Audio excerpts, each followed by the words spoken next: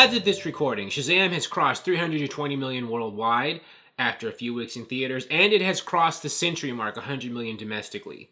So I think the future for Shazam financially is that it will be a moderate, success financially. I was hoping that, it would land somewhere in the 500 millions before it leaves theaters.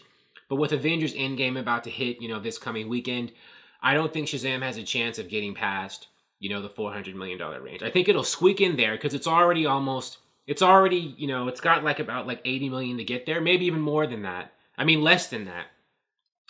But, I think that Endgame is going to swallow up so many theaters around the world there will not be much room for Shazam to play. Unless, it can still reach the kid-friendly audience, which I think helped it this past weekend. It was Easter weekend, so there were a lot of kids out, doing Easter things. And I think a lot of parents are like, let's take them to see this kid-friendly movie like Shazam. And so I think that helped. And, I think that now that, the character of Shazam has been released in pop culture, in this era of pop culture, I do think, two very good reviews and word of mouth, I do think that there is a solid foundation for Shazam 2, as they've already said they're going to make. If Shazam passes 400 million bucks, coupled with what'll probably be strong like DVD, Blu-ray, and streaming sales, iTunes and all that, and your Blu-rays and that you buy when you want a movie to take back home, I think that Warner Brothers will be a bit more confident in moving forward with Shazam 2. However, I would advise them to be very careful about that release date, because I think releasing Shazam 1 in the middle of the Captain Marvel Avengers Endgame sandwich, coupled with all these other movies coming out too, that is the reason why Shazam probably won't be able to make it to the $500 million range. So, they need to keep a close eye on what else is coming out when they release the second one. And I think they should make sure that, just like with the first Shazam, to keep the budget as low as possible, so that Shazam 2 will be a guaranteed profit, right? Because there'll be a better chance they'll get a return on their investment if they don't spend an arm and a leg on it, which is what they did wisely with Shazam 1. I think Warner Brothers always knew that Shazam was going to be a moderate success, and so they just didn't spend that much money on it, just to guarantee and just to be safer. And it turned out that they were correct in that assessment. But, with Shazam 2, do the same thing financially. But try to release it at a better time of year, so, it can hopefully make more money than this one did.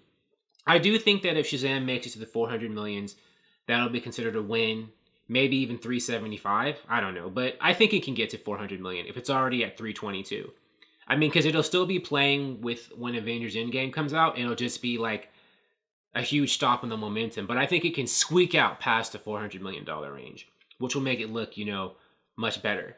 That's what Rampage made with Dwayne Johnson, that monster movie, which I think cost a similar amount of money. And, Rampage was a moderate success. I think Rampage made 428 or something like that.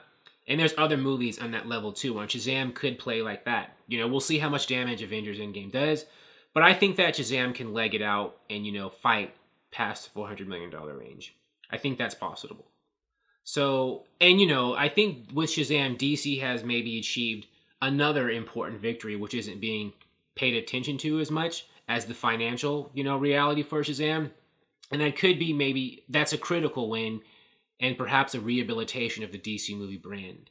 Because, the movie's gotten great reviews, but I think, curiously, critics and journalists are being very kind to Shazam in terms of how they're talking about its box office fate right now.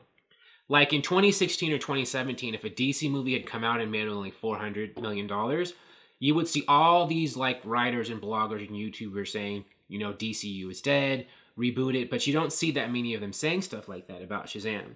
Granted, there's some chatter about that, but you don't see as much of it from the biggest websites like you would have seen in the past, around the Justice League Suicide Squad, BVS days. So it's possible that the DCEU may have turned a corner in terms of how the media and journalists are treating those movies. So, we'll see. We'll see what happens with the Joker. I think the Joker could also be something that gets great reviews from critics. And it will probably be very financially successful, because I think the Joker's even cheaper than Shazam. And they're trying to make that a prestige movie. I don't think they're expecting the Joker to make $1 billion or anything, but I think they are thinking that it will make a good chunk of change compared to how much it costs to make. And coupled with the good reviews, that'll be another, victory for DC. A victory where it counts. I think 2019 for the DCEU is going to be a year of moderate successes. moderate yet important successes. So, we'll see. I'm keeping my fingers crossed that Shazam can cross the $400 million range. I think it's possible, but we'll see. I hope that it would get to the $500 million range, but I don't think it will. But I think it can get past 400s. And when it does, I'll make a video about that. To talk about that then, thank you for watching. If you like this video, please like it on YouTube and subscribe to the channel because I appreciate your viewership, and I'll talk to you soon. Bye.